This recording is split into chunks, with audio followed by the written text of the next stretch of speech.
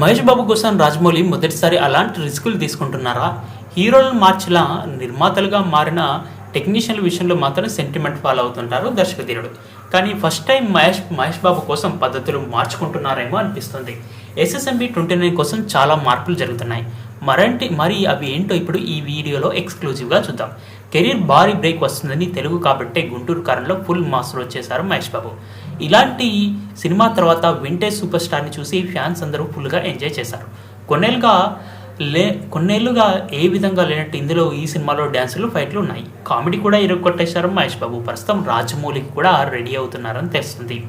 Mahesh Babu Rajamouli cinema 2024లోనే sets పైకి ద్వితీయార్థంలో వెళ్ళబోయే అవకాశాలు ఉన్నట్టు తెలుస్తుంది. ప్రస్తుతం జక్కన్న మూవీ కోసమే మేక్ ఓవర్ అవుతున్నారు మహేష్. ఈ మధ్య జర్మనీకి వెళ్ళి ఆయన హైదరాబాద్కు కూడా తిరిగి వచ్చారు.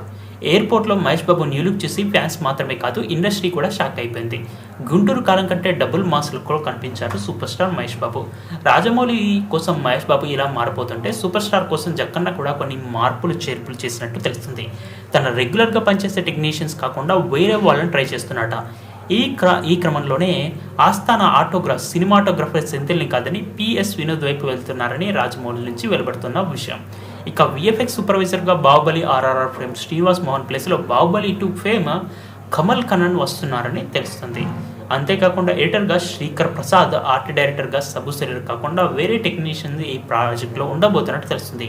అడ్వెంచరస్ డ్రామాగా ఎస్ఎస్ఎంబి 29 ఉండబోతుందని తెలుస్తుంది. మొత్తానికి తన సెంటిమెంట్ అనుకున్న టెక్నీషియన్స్ని కాకుండా వేరే వాళ్ళతో మహేష్ సినిమాస్ చేయబోతున్న వార్త వినబడిన తర్వాత ఓసింత నిరాశతో ఫ్యాన్స్ ఉన్నట్టు తెలుస్తుంది.